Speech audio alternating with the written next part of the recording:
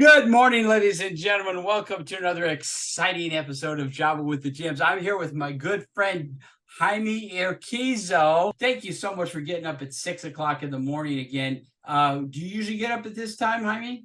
No, I get up at 5. Get out of here. Okay, so you're already raring to go. Tell us a little bit. You've created Morpheous Music. Tell us a little about the creation and history of that. It began many moons ago when I was offered to be taken to a music concert by my daughter. I say this story because it's really interesting. And it was it was at the old Arc Arena. I never went to many concerts in high school. I didn't really go to concerts in high school or college or my later years.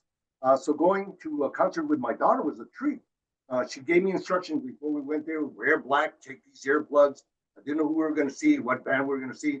Going into the venue was kind of mysterious. Everyone coming into the venue. Remember the old Arco Arena? Sure. Everyone was dressed in black and gothic looking. I'm like, oh, what am I getting myself into? The band started up, and I saw images on the front screen of the stage.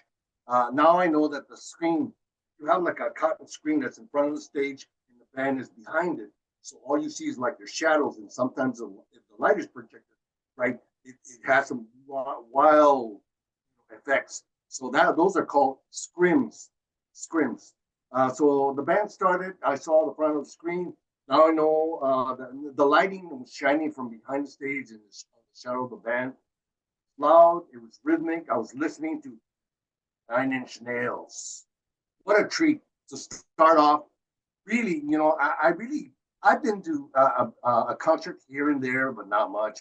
But really, that really launched my desire and to be more involved with music and really get into it.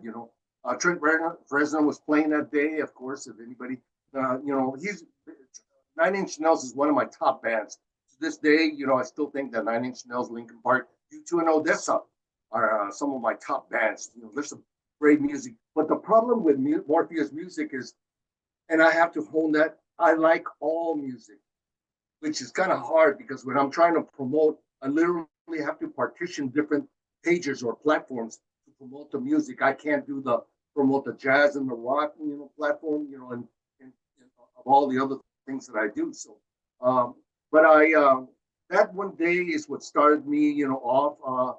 But really, another day that started me off, and at the beginning was one day there was a smooth jazz artist called Jesse J. Smooth jazz artist. They closed KSSJ many years ago. The jazz station. There is no jazz station in Sacramento per se, but I remember those days when they used to have little jazz events over at Borders on Fair Oaks, and so they closed. SSJ was no more. So she called me at home. My family was here, and I got pick up a phone. And I'm like, "This is Jesse J." I'm like, "Wow, Jesse J is gorgeous, gorgeous." And I'm like, "Oh, I'm going to back bedroom." So she wanted me to help her find a venue, and I said, "Yeah, I'll do anything. I'll find you a place." She wanted to do a CD release party several years ago, and so that weekend I went out looking. This started me really, and actually this is probably the one that really started me off.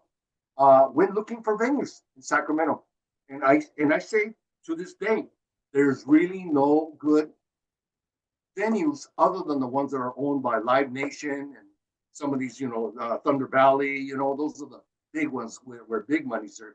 But really, there's no real place where an artist, a level artist can come in and have a decent event. That's why a lot of people, there's Sophia over on Capitol Mall. There's a Crest that's still doing good. There's several places around and theaters around Sacramento. There's two new venues that are coming up here shortly. They're getting ready to build them. I don't know when. I tried to do a little research where I think one of them is going to be over in around Sac State. They're getting ready to build them. But really, that's what started me off, wanting to get more involved in the music, wanting to get involved with artists. At times, I have their phone numbers. I don't want to lose this phone here because of the phone numbers I have. George Benson is in here. Oh, wow. Dave Cause is in here. Don't want to lose that Back phone. up all your stuff, and I hope you're Yeah, protected. All right, Jaime, let's do a little bit more talking about this tomorrow. Can you come back tomorrow? Yeah. Awesome.